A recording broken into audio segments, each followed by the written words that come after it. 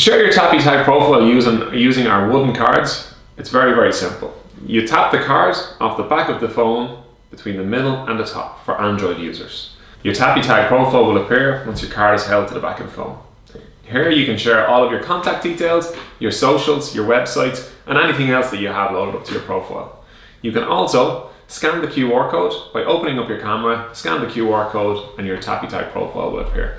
That's for an Android device. For iPhone users, to share your TAPiTAG profile using our wooden cards is very simple. All you got to do is tap the card off the back of the phone at the top.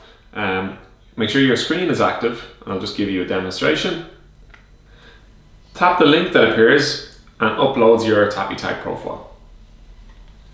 Alternatively,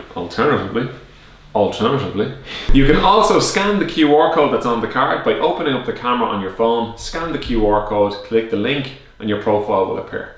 So as I said, it's very, very simple to share your details. Tap the card off the back of the phone at the top, ensuring your screen is on.